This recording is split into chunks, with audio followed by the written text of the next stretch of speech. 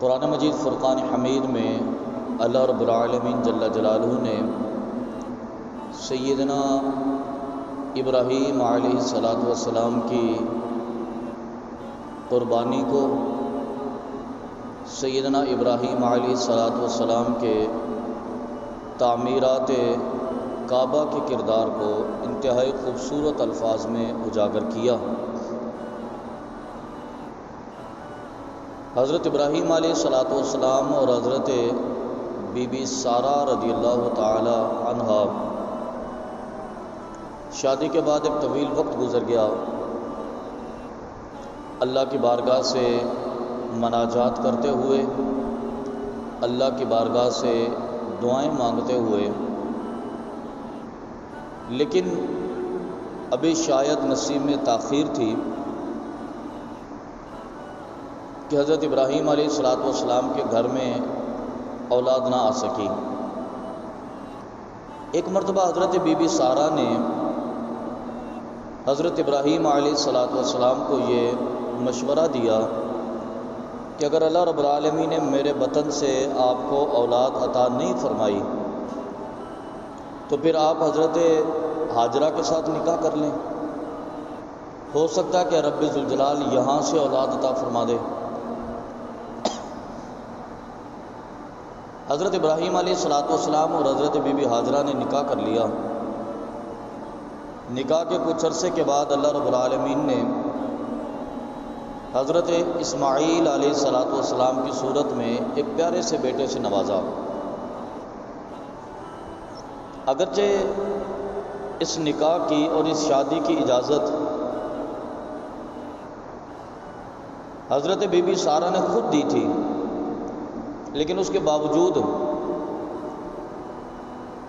جب انہوں نے دیکھا کہ ان کے ہاں اولاد حضرت بی بی ہاجرہ سے ہو گئی تو دل میں ایک کسک سی، دل میں ایک تکلیف سی رہنے لگی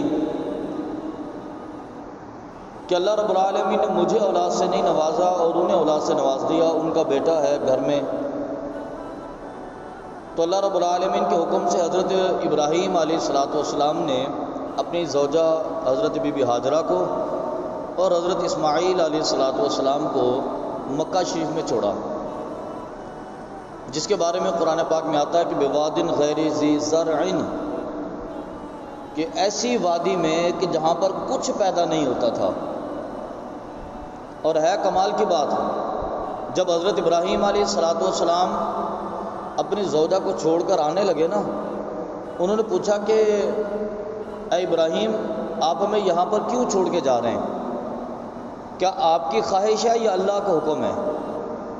اب صرف اتنا بتا دیں کہ آپ کی خواہش ہے یا اللہ کا حکم ہے۔ تو حضرت ابراہیم علیہ السلام نے فرمایا کہ اللہ کا حکم ہے۔ تو وہ کہنے کہ بس ٹھیک ہے، پھر مجھے کوئی شکوہ نہیں ہے، مجھے کوئی شکایت نہیں ہے، مجھے کوئی احساس محرومی نہیں ہے۔ حالانکہ وہ کیفیت کہ قرآن خود کہتا ہے کہ بواد غیر ذی زرع، کہ وہ ایسی جگہ ہے کہ جہاں پر کاشتکاری ہوتی نہیں ہے، قرب و جوار میں کسی آبادی کا نام و نشان موجود نہیں ہے، پینے کا پانی موجود نہیں ہے، لیکن وہ کہتی ہے کہ اللہ کا حکم ہے۔ آپ نے فرمایا کہ اللہ کا حکم ہے، تو کہتی ہے بس ٹھیک ہے، پھر مجھے قناعت ہے اس پر، کیونکہ جس رب کے حکم سے میں یہاں تک پہنچی ہوں وہ اللہ رب العالمین مجھے یہاں پر بے دست و پا تو نہیں رکھے گا، وہ احساس محرومی تمہیں نہیں رکھے گا۔ وہ توکل آپ دیکھیے کہ وہ خالق کائنات مجھے یہاں پر رزق تو عطا فرمائے گا۔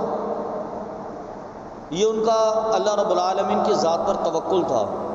ضرورت اسی توکل کو اجاگر کرنے کی۔ آج ہم یہاں سے جاتے ہیں نا عمرہ کرنے کے لیے، حالانکہ دنیا کی ہر چیز وہاں پر موجود ہے، بلکہ وہ پھل جو یہاں پر ہمارے ملک کے اندر موجود نہیں ہے وہاں پر آپ کو دستیاب ملیں گے، لیکن اس کے باوجود ہم اپنے وطن سے بہت سارا سامان لے کر ساتھ جا رہے ہوتے ہیں۔ کیوں؟ صرف مہنگائی کے معاملات کی وجہ سے، کچھ اور مسائل کی وجہ سے، یا صرف اس وجہ سے کہ وہاں کی چیزیں شاید میری مزاج اور طبیعت کے موافق ہوں یا نہ ہوں۔ ہر چیز ملنے کے باوجود ہم یہاں سے اپنا سامان اور اپنا راشن لے کر وہاں پر جاتے ہیں۔ آپ اندازہ فرمائیے حضرت بی بی ہاجرہ کے اس وقت کے توکل کو کہ جب وہاں پر کچھ ملتا نہیں تھا تو سوائے 2 کلو کھجوروں کے حضرت بی بی ہاجرہ اور حضرت اسماعیل کے پاس وہاں پر کچھ بھی نہیں تھا، اور پانی کا ایک مشکیزہ کتنے دن چلتا، لیکن آپ نے وہاں پر قناعت اختیار کی۔ یہ سارے واقعات آپ نے کئی مرتبہ سنے ہوئے ہیں، تو میں ان چیزوں کی طرف آپ کو متوجہ کروں گا جو آج کے دور کے حساب سے ضروری ہیں ہمارے لیے، جو ہماری تربیت کے لیے ضروری ہے، جن نازک پہلوؤں کو چھیڑنے کی حاجت ہے۔ روایت کے اندر آتا ہے کہ حضرت ابراہیم علیہ السلام حضرت بی بی ہاجرہ کو اور حضرت اسماعیل علیہ السلام کو وہاں چھوڑ کر دوبارہ چلے گئے۔ طویل عرصہ آپ نے اللہ رب العالمین کی دین کی نشر و اشاعت کے لیے مختلف ممالک میں گزارے۔ آپ فلسطین میں بھی رہے، عراق میں بھی رہے۔ ایک روایت کے اندر آتا ہے کہ 13 سال کے بعد حضرت ابراہیم علیہ السلام واپس آئے۔ اختلاف روایات ہیں، 11 سال کی بھی قرآن پاک کی تفسیر میں آتی ہے۔ اگر آپ 13 سال کا تصور کر لیں یا 11 سال کا تصور کر لیں، حضرت ابراہیم علیہ السلام 11 سال یا 13 سال کے بعد اپنے وطن میں واپس تشریف لائے، اپنی زوجہ محترمہ سے ملاقات کی اور اپنے بیٹے کو دیکھا۔ ہے روایات کے اندر یہ بھی کہ آپ درمیان میں 2-3 دفعہ مختلف مواقع پر آئے تھے، لیکن انتہائی مختصر وقت کے لیے۔ بیٹے کے ساتھ آپ کا اصل وقت جو گزرا تھا وہ حضرت اسماعیل علیہ السلام کی 13 سال کی عمر میں گزرا تھا۔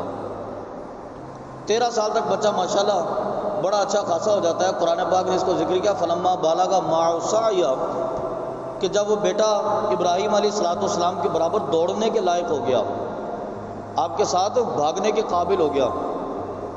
حضرت ابراہیم علیہ السلام تشریف لائے اور آپ نے فرمایا، قال یا بنی انی ارا فی المنام انی اذبحک فانظر ماذا تری، بیٹا میں نے خواب دیکھا ہے کہ میں تجھے ذبح کر رہا ہوں، بتا تیری اس کے بارے میں رائے کیا ہے۔ بیٹا میں نے خواب دیکھا ہے کہ میں تجھے ذبح کر رہا ہوں، تیری اس کے بارے میں کیا رائے ہے۔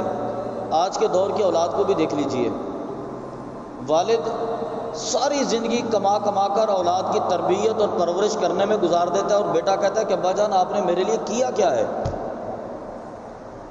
وہ والد جب اس کی ہڈیوں میں دم ختم ہو جاتا ہے، جب اس کے کھڑے ہونے سے اس کی ٹانگیں کانپتی ہیں، وہ روٹی کا لقمہ اٹھا کے منہ تک پہنچانے لگتا ہے تو اس کی انگلیاں کانپتی ہیں، اس کے سر کے بال، اس کی داڑھی کے بال سفید ہو جاتے ہیں، وہ چلنے پھرنے کے قابل نہیں رہتا، لاٹھی پکڑ کے لوگوں کے اندر موو کرتا ہے۔ جب وہ اس کیفیت پر پہنچتا ہے، وہ اپنے بیٹے سے کہتا ہے کہ فلاں کام میرے لیے کر دے۔ بیٹا کہتا ہے بس تو نے ساری زندگی میرے لیے کیا کیا ہے، کیا کیا تو نے میرے لیے۔ آپ اندازہ فرمائیے کہ بیٹے کے ایک سوال کے بدلے میں باپ کی ساری زندگی کی محنت ختم ہو جاتی ہے۔ اس کے پاس بتانے کے لیے الفاظ نہیں ہوتے کہ بیٹا میں نے تمہارے لیے کیا کیا ہے، میں نے ساری زندگی، اپنی ساری جوانی، اپنی ساری طاقت تیری پرورش کے لیے تو لٹا دی۔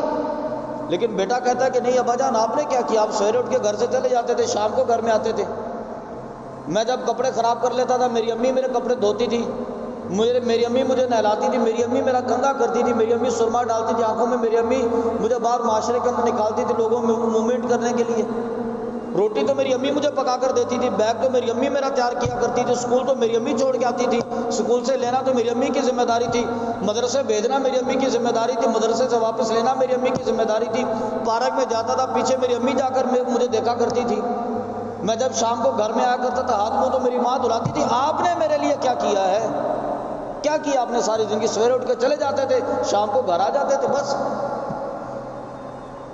ضرورت اس بات کی ہے کہ آج بچے کو یہ بتایا تو جائے کہ یہ باپ جو سویرے سے لے کے شام تک مزدوریاں کر رہا تھا، دھوپ کے اندر بلا کے اپنی کمر پہ اٹھا کے پھر رہا تھا، اور سارا دن وہ اوپر کھڑا ہو کر تمہارے لیے مزدوری کر رہا تھا، وہ کس کے لیے تھا؟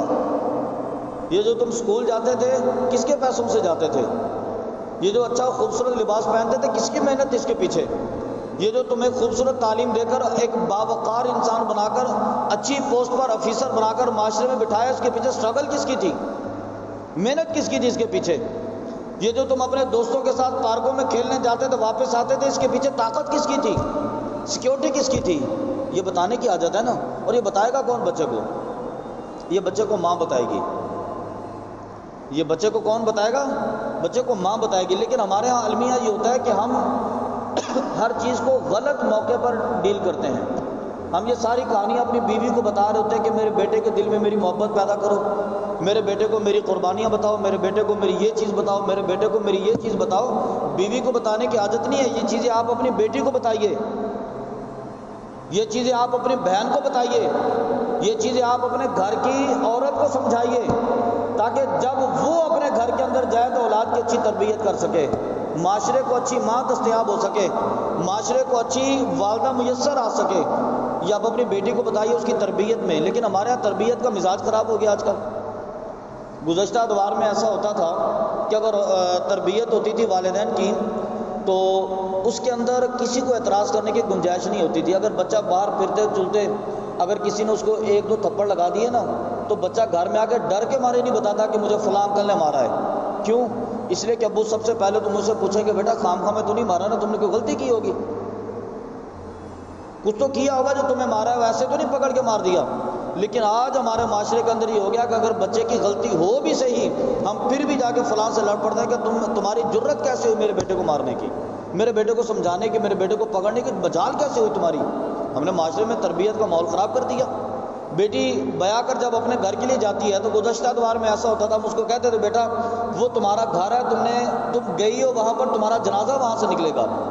لیکن آج ہم اس کو بتا دیتے ہیں بیٹا دیکھ لینا، اگر کوئی خرابی ہو، تمہیں کوئی پریشانی ہو بتا دینا، 3 بھائیاں تمہارے سارے معاملات دیکھ لیں گے. تو خرابی تو ہم نے معاشرے میں خود پیدا کر دی. سسٹم کو خراب تو ہم نے کیا ہے نا، نظام کو تو خراب ہم نے کیا ہے. جب ہم نے اس کو یہ تربیت دے دی تو نتیجہ یہ ہے کہ وہاں پر وہ اپنی مرضی سے سارے معاملات کرے گی. کوئی خرابی آئے گی تو اس کے بھائی دیکھ لیں گے. خرابیاں پیدا ہوتی ہیں، جھگڑے ہوتے ہیں. پھر اس کے بعد سب سے زیادہ بربادی تو ہمارے اس سسٹم نے پیدا کر دی ہے، موبائل نے. گزشتہ ادوار میں ایسا ہوتا تھا، ہر گھر میں ہوتا ہے یہ. میں صرف ایک گھر کی بات نہیں کر رہا، جھگڑے بھی ہو جاتے ہیں کبھی کبھی لڑائیاں ہاتھا پائی تک بھی پہنچ جاتی ہیں. لیکن پرانے ادوار میں ایسا ہوتا تھا، لڑائی ہوتی تھی، اس کے بعد وہ 5-6 دن کے بعد موقع میسر آیا، وہ خط لکھا، اس کو پھر موقع نکال کر پوسٹ کیا، 15-20 دن کے بعد اپنے علاقے میں پہنچا. گھر والوں نے پڑھا کہ اچھا ہماری بیٹی کے ساتھ فلاں معاملہ ہوا تھا. پھر والدین سوچتا اچھا چلو اب تو ٹھنڈا ہو گیا ہوگا، 20 تاریخ کو مسئلہ ہوا تھا، آج تو اگلے مہینے کی 10 تاریخ آ گئی ہے. تو نتیجہ یہ ہوتا ہے کہ وہاں پر جھگڑا نہیں ہوتا. اگر انہوں نے آنا بھی ہوتا ہے تو وہ ان کو آنے میں ٹائم نکالنے میں 5-7 دن ویسے گزر جاتے. آج ہمارے کیا ہوتا ہے کہ جھگڑا ہوا، پہلے جھگڑا بعد میں ہوتا ہے، ہم اسٹیٹس پہلے لگا دیتے ہیں. جھگڑا بعد میں ہوتا ہے، فون کر کے پہلے خبر ہو جاتی ہے، اور وہاں پر فونوں پر اتنی لڑائی ہو جاتی ہے جس کی وجہ سے معاشرے میں معاملات خراب ہو جاتے ہیں. تو تربیت کا نظام تو ہم نے خراب کیا ہے نا. تو تربیت کے نظام کو درست بھی ہم نے کرنا ہے. ہم اپنی بیٹی کو یہ سمجھائیں کہ اپنی اولاد کی تربیت کیسے کرنی ہے. آپ ایک خوبصورت ماں بنا کر اس کی شادی کیجئے، اس کے اندر کوئی آر نہیں ہے، کوئی شرمندگی نہیں ہے. اسلام ایسی تربیت کی اجازت دیتا ہے. اب سمجھائیں اسے.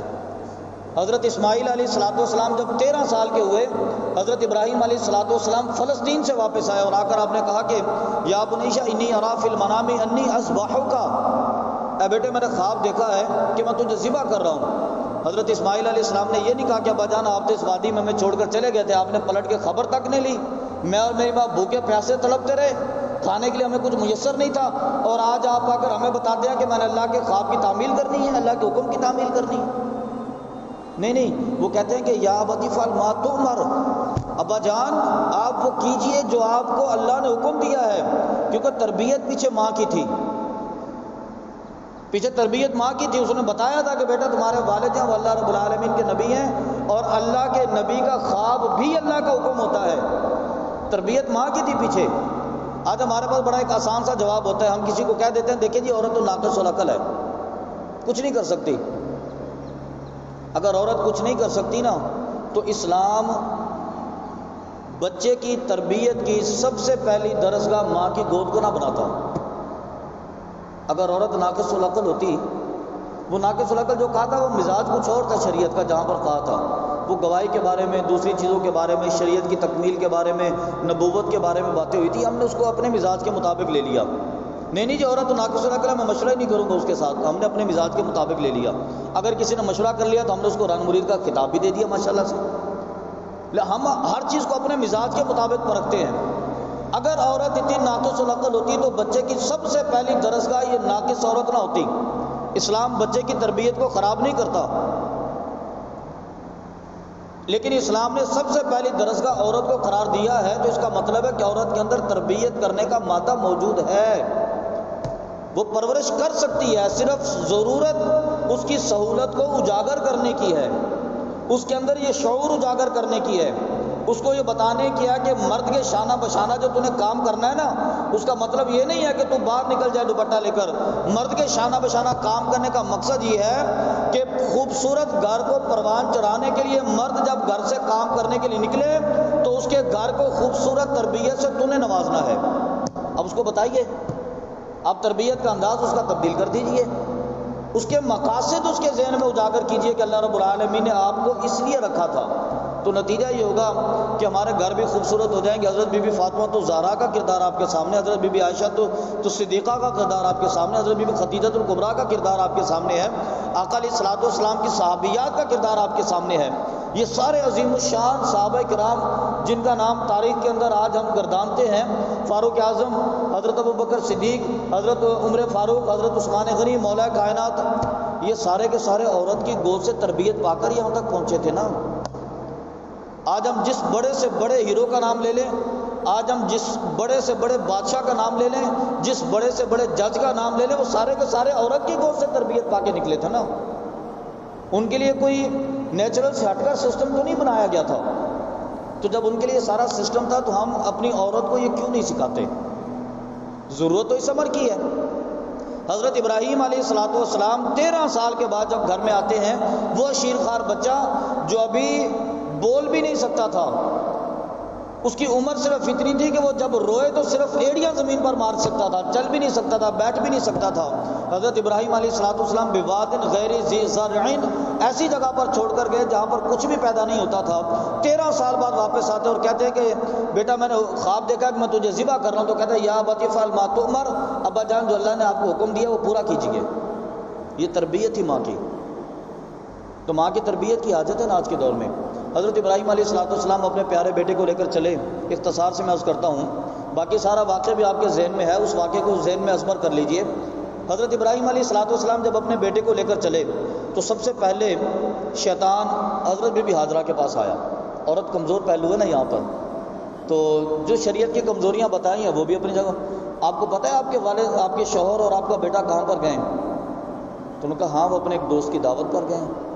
اچھا چونکہ آپ اللہ کے خلیل بھی تھے، دوست تو تھے، جھوٹ بھی نہیں ہے اس کے اندر، وہ اپنے دوست کی دعوت پر گئے۔ نہیں نہیں، وہ تو آپ کے بیٹے کو ذبح کرنے کے لیے گئے۔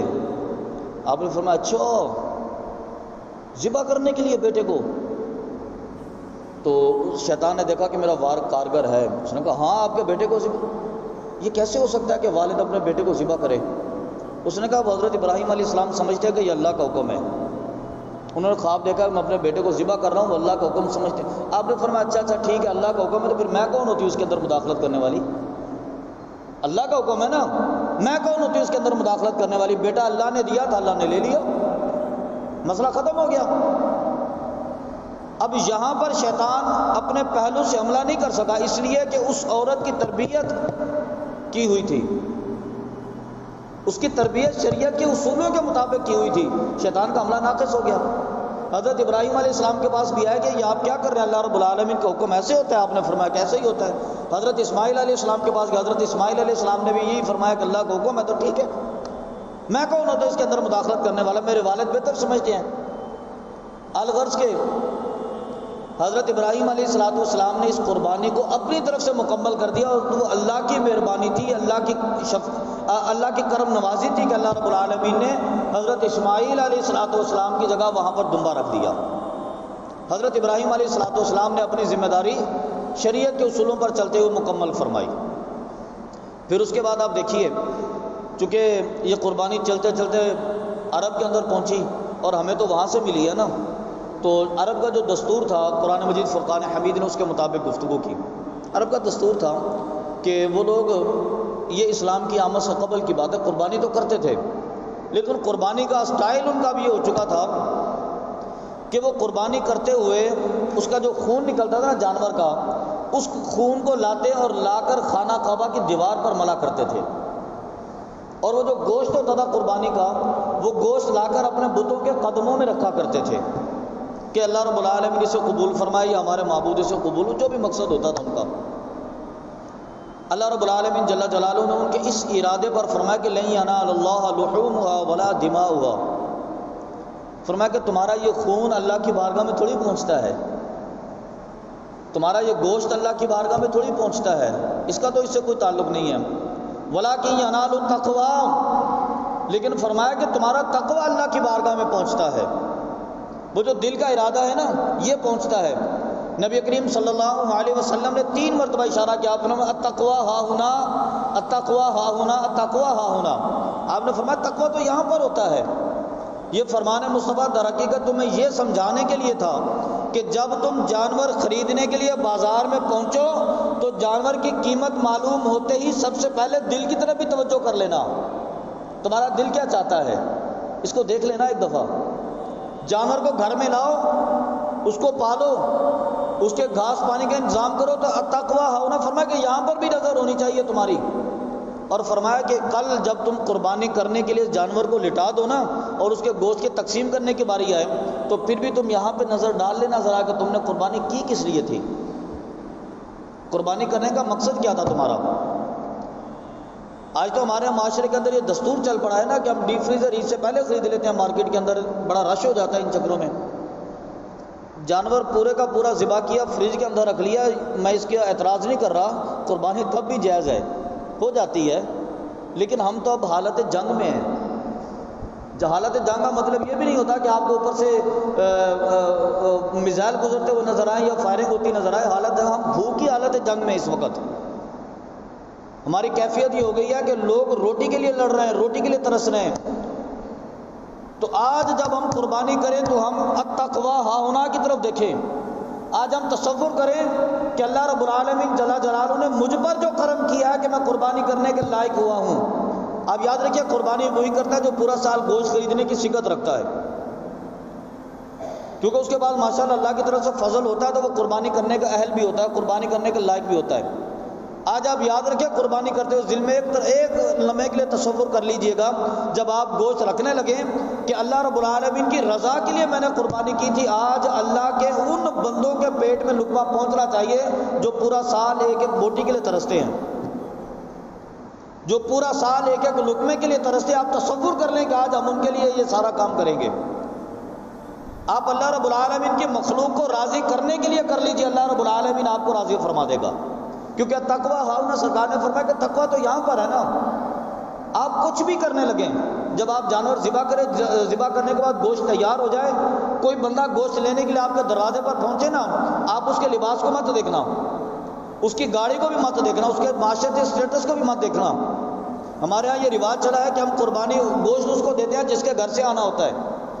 آپ اپنے دوستوں کو سیدھی بات کر دیں کہ جناب آپ نے قربانی کی تھی، اللہ رب العالمین کا فضل تھا، میں نے بھی کی ہے تو مجھے ضرورت نہیں ہے آپ کے گھر بھیجنے کی. آپ کے گھر میں تو ہے، میں اس کے گھر بھیج دیتا ہوں، مجھے اجازت دے دیجیے. آپ اپنے اسٹیٹس کو تبدیل کیجیے، اپنی سوچ کو تبدیل کیجیے، اپنے مزاج کو تبدیل کیجیے. تو انشاءاللہ العزیز اگر آپ اپنے مزاج کو تبدیل کریں گے، آپ اپنے اسٹیٹس کو تبدیل کریں گے، اپنی سوچ کو تبدیل کریں گے تو اللہ رب العالمین وہ آزمائشیں جو آپ پر آ چکی ہیں اللہ تعالیٰ ان کو ختم فرما دے گا. اللہ رب العالمین اپنے کامیاب اور کامران بندوں میں آپ کا نام شمار کرے گا.